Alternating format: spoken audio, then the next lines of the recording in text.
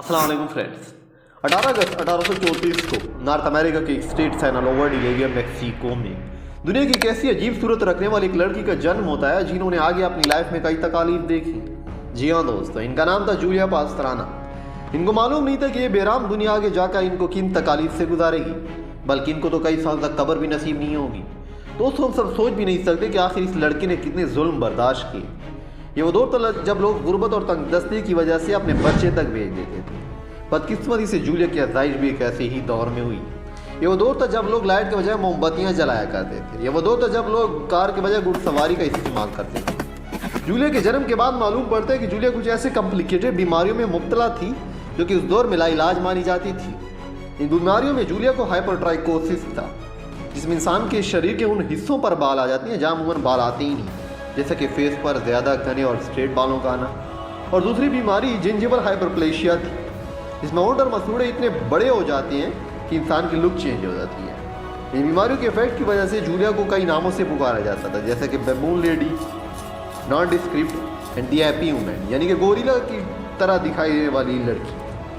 तो सुनने में आया कि गुर्बत और तंगदस्ती की वजह से माँ ने जूलिया को थ्यूडरलैंड नामी एक शख्स को कुछ पैसों की एवज भेज दिया था, जो कि बाद में जूलिया के शोहर बने। थ्यूडरलैंड के खरीदने की वजह यह थी कि थ्यूडर दरअसल सर्कस चलाया करते थे, जिसके नतीजे में वो जूलिया को बतौर शैतान काम करने पर मजबूर करता था। दोस्तों, उस दौर में कोई इंटरनेट या जदीद टेक्नोलॉजी नहीं थी, तो लोग एक मखसूस किस्म के शोज़ में जाया करते थे जिन्हें फ्रीक शोज़ कहा जाता था। ये उस दौर में अमेरिका में बहुत मशहूर शो मानी जाती थी। इन शोज़ में दरअसल अजीब तरह की शक्ल व सूरत रखने वाले इंसानों की नुमाइश की जाती थी। ये दरअसल तमाशाइयों की इंटरटेनमेंट का एक बहुत बड़ा जरिया बन चुका था।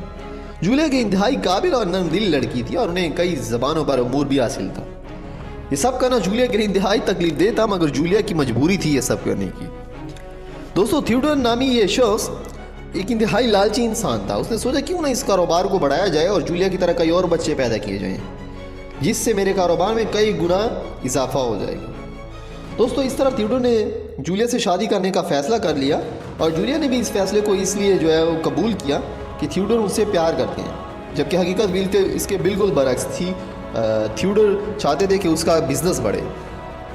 और यूँ जूलिया और थ्यूडर 1855 को शादी के बंधन में जुड़ जाते हैं। दोस्तों, मार्च 1860 को मॉस्को के टूर के दौरान जूलिया के यहाँ बच्चे की पैदाइश होती है, जो कि पैदाइश के चंद घंटों बाद मर जाता है, क्योंकि उसमें भी माँ की तरह कई बीमारियों की तशखीस हुई। ये जूलिया के लिए एक बहुत बड़ा सदमा था। बच्चे की पैदाइश के कई दिन बाद पोस्टमार्टम कॉम्प्लिकेशन की वजह से जूलिया की भी मौत वाक़िया हो जाती है। इस वक्त जूलिया की कुल उम्र 24 साल थी। दोस्तों, जूलिया की तकालीफ अभी ख़त्म नहीं हुई। जूलिया की मौत के बाद थ्यूडर काफ़ी परेशान हो गए, क्योंकि उसका ज़्यादातर कारोबार जूलिया की वजह से चलता था। इस संगदिल इंसान ने थ्यूडरलैंड ने डिसाइड किया कि वो जूलिया और उसके मरे हुए बेटे की लाशों को किसी डॉक्टर को बेच दे और फिर वो उन्हें तिब्बी अजायब घर में बंद करके आधे इंसान और आधे बंदर के नायाब केस के तौर पर पैसे कमा सके।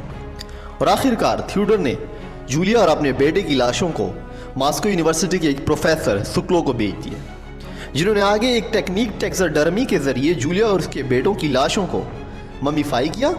और इस तरह 100 से ज़्यादा जूलिया और इनके बेटे की ममीशुदा लाशों की पूरी दुनिया समेत यूरोप में नुमाइश की गई।